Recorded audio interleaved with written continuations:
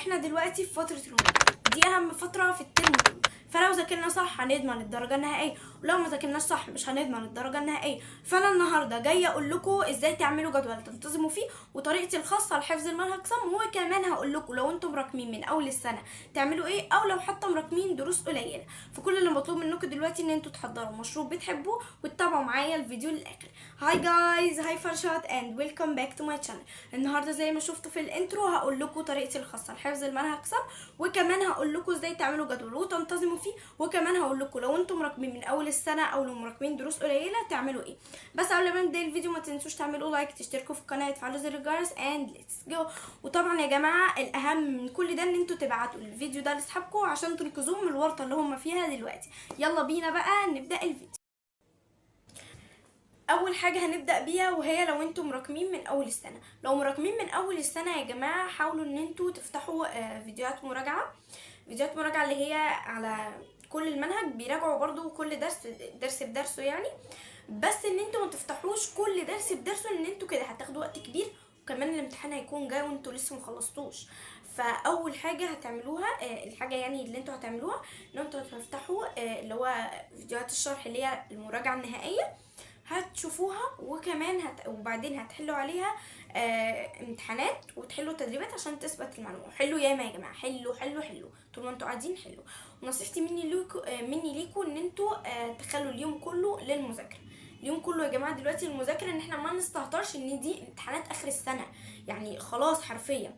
فاحنا دلوقتي مذاكرتنا دلوقتي هي اللي هتحدد مصيرنا، ان احنا هنقفل الامتحان او هننقص كتير في الامتحان.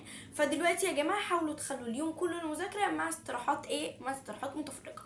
اما لو انتوا بقى يعني مراكمين حبوا الدروس كده من اول السنه، فدي يعني حاجه سهله بس مش قوي. هتجيبوا ورقه وقلم وهتكتبوا كل الحاجات اللي انتوا مراكمينها في كل المواد، تمام. وهتقسموا الحاجات اللي انتم مراكمينها كلها كده ل3 حاجات. اول حاجه هتقسموها اللي هي حاجات محتاجه فهم، تاني حاجه حاجات محتاجه حفظ، تالت حاجه حاجات محتاجه مراجعه، حاجات محتاجه مراجعه بس، تمام. فانتوا هتبتدوا بقى الحاجات اللي انتوا كتبتوها الليسته اللي هتكبر منكم دي، هتقسموا كل حاجه بقى انتم مراكمينها لحاجات محتاجه حفظ، حاجات محتاجه مراجعه، حاجات محتاجه فهم، تمام. وبس كده يعني. وهتحاولوا برضو زي ما قلت لكم تخلوا اليوم كله للمذاكره وما تستعطلوش خالص. هي بس هتكون استراحات متفرقه قليله بس، تمام. وهتقسموا الحاجات اللي هي المتراكمه دي كلها على الاسبوع كله في خلال اسبوع واحد بس. ان شاء الله تكونوا خلصتوا او لو هتقدروا اقل من اسبوع، تمام. ان شاء الله يعني في خلال الاسبوع او اقل تكونوا خلصتوا التراكمات او المتراكم يعني، وتبداوا ان انتوا تراجعوا، تمام. وبكده انا اكون قلت لكم لو انتم مراكمين من اول السنه تعملوا ايه، ولو انتم مراكمين قليل بس تعملوا ايه برضو.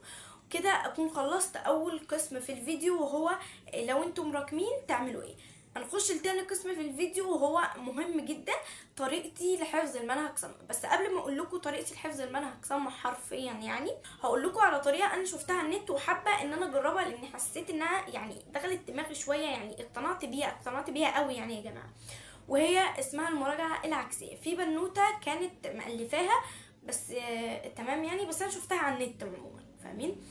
هي اسمها المراجعه العكسيه. هي مش نتائجها عكسيه، لا، هي يعني مراجعتها ان انتوا بتعكسوا كل حاجه. احنا مراجعتنا الطبيعيه ان احنا بنشوف فيديو شرح، فيديو مراجعه، بعدين بنراجع لوحدنا، بعدين بنحل تدريبات. بس انا يا جماعه اللي خلاني ان انا عايزه اجرب الطريقه دي ان انا حرفيا لما براجع وبخلص مراجعه وكل حاجه ما بلاقيش وقت ان انا احل تدريبات. دي اكتر مشكله حرفيا كنت بواجهها، كانت بتواجهني يعني. فعشان كده انا حابه قوي ان انا اجرب الطريقه دي، وهي ان انتوا تبداوا بحل التدريبات، تشوفوا انتوا واقعين في ايه. يعني انتوا هتحلوا تدريبات دلوقتي، تمام. والحاجات اللي انتوا حلتوها غلط يعني تفتحوا انسر جايد او تفتحوا فيديو بيحل الحاجات دي بعد ما تحلوا يعني، وتشوفوا انتوا غلطتوا في ايه وكده. فلما تلاقوا ان انتوا غلطتوا في كده، الحاجات اللي انتوا غلطتوا فيها تجيبوا ورقه وقلم وتكتبوا انتوا غلطتوا في ايه. بعدين يعني انتوا اما تشوفوا كده هتقولوا ايه ده انا غلطت في كذا، غلطت في كذا، غلطت في كذا. انتوا كده يعني العقل هيحطوها في دماغه جدا، وهتثبت اكتر مما انتوا بتيجوا تراجعوها، فاهمين. او هتثبت اكتر من ان انتوا تفتحوا يعني فيديو شرح وتشوفوه، يعني هتثبت اكتر بكتير. تمام، فهتشوفوا انتوا دلوقتي انا ايه ده، انا غلطت في كذا، غلطت في كذا، غلطت في كذا، فكده هتثبت اكتر واكتر في الدماغ، في دماغكم. بعدين بقى هتبداوا ان انتوا تفتحوا فيديو شرح، يعني انتوا فاهمين احنا هنعكس الموضوع. فحابه قوي ان انا اجرب الطريقه دي، وشايفه انها طريقه كرييتيف قوي، فجربوها كده وقولوا لي، وكمان ان شاء الله انا هجربها. يلا بينا بقى على طريقه الحفظ المنهج صم، ودي حرفيا طريقه انا مجرباها وهي تحفه تحفه تحفه، وانا اللي مؤلفاها وانا اللي مخترعاها، وهي اسمها المراجعه التكراريه او المراجعه الجزئيه. يلا بينا نشوف ايه هي الطريقه دي. قبل ما اوريكم ازاي انا بحفظ المنهج صم، عايزه اقول لكم يعني الخص لكم الفكره بسرعه ازاي انا بحفظ المنهج صم. اول حاجه مثلا الطريقه دي يا جماعه يعني على كل المواد، حتى القران، حتى كل حاجه، يعني المواد كلها ولكل المراحل. تمام، ولنفترض مثلا درس خصائص القارات. هو بيجيب لنا قاره اسيا وافريقيا واوروبا واستراليا ومش عارفه ايه وايه وايه. فاول حاجه احنا بنقرا الدرس، يعني بنقراه كده قرايه بس بتركيز شويه، يعني فاهمين، قرايه عادي. بعدين بنخش على اول حته اللي هي اسيا. تمام، بنقراها، بعدين بننزل على اوروبا، بعدين بنطلع على اسيا، بننزل على اوروبا، لحد ما نحس ان احنا حفظنا اسيا واوروبا. بعدين بنسمع لنفسنا اكيد يعني، او بنسمع لاي حد زي ما تحبوا، او لدبدوب حتى، اي حاجه. تمام، بعدين بقى يعني تقدروا تكرروا الحته دي، ان انتوا تطلعوا على اسيا بعدين اوروبا، تطلعوا على اسيا بعدين اوروبا ومش عارفه ايه وكده. تقدروا ان انتوا تطبقوا الطريقه دي يعني المرات اللي انتوا تحسوا فيها ان انتوا حفظتوا فيها الحتتين دول، وهكذا بقى في بقيه الدرس. تمام، وبعد ما تخلصوا بتقروا الدرس برضو، بتقروا الدرس بقى قرايه كده عادي. بعدين بقى بعد ما تخلصوا بقى قرايه وكل حاجه، بتسمعوا لنفسكم الدرس ده، ولو لقيتوا حاجه موقعه منكم برضو بتعيدوا الطريقه دي. تمام تمام، بجد يعني الطريقه دي انا مرتاح فيها جدا، فشوفوا انتوا بقى الطريقه اللي انتوا بترتاحوا فيها.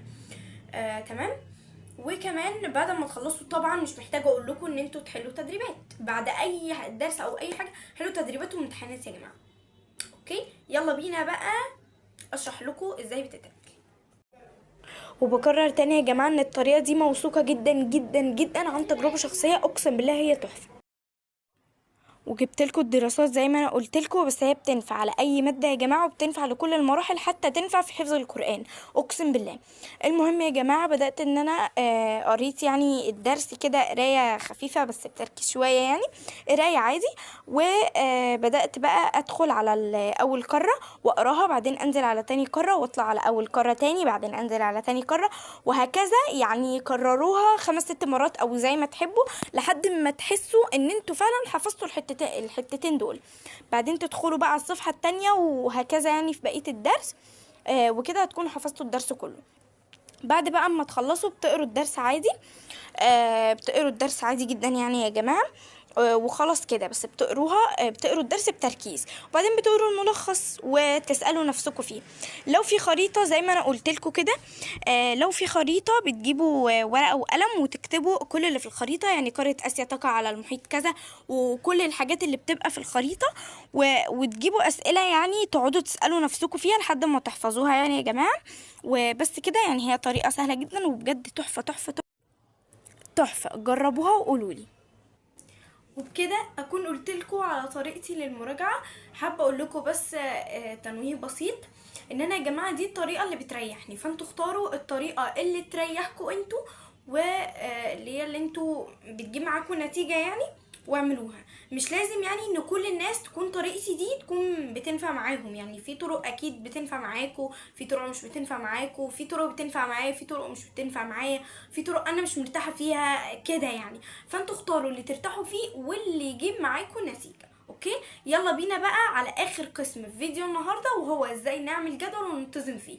الجدول ده هيكون عباره عن اسبوع واحد بس نلم فيه كل الحاجات، بمعنى ان احنا نراجع مش نذاكر.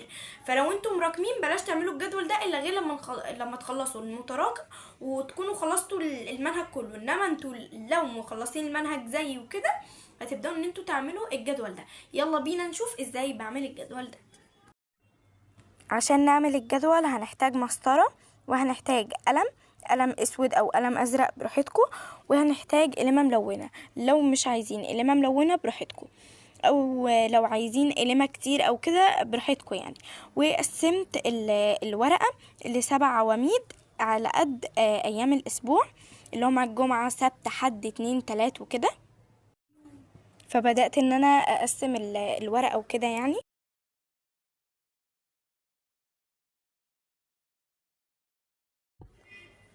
وعملت فيه كده خط من فوق كده اللي هو بيقسم اللي هو ايام الاسبوع يعني وكده، وخط من فوق كمان عشان يبقى قافله من فوق. مش عارفه اشرح لكم قوي، بس اتمنى يعني ان الطريقه تكون واضحه قدامكم. بعدين كتبت ايام الاسبوع في كل خانه او في كل عمود من اللي انا عاملاهم. بعدين كتبت انا كل يوم عايزه اراجع ايه، وكانوا 3 مواد اراجعهم كل يوم، وانتوا اختاروا اللي انتوا عايزينه. واتلخبطت يا جماعه وكتبت يوم الاربع اذاكر اي سي تي. بعدين عدلتها يعني وخليتها يوم التلات. واكيد انا لو هغير الجدول هقول لكم.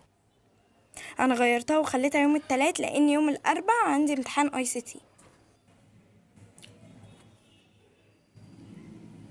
وبس كده، ده كان فيديو النهارده. ان شاء الله تكونوا استفدتوا. لو استفدتوا ما تنسوش اللايك والشير والسبسكرايب وتفعلوا زر الجرس عشان يوصلكوا كل جديد. واستنوني في فيديو جديد. باي باي.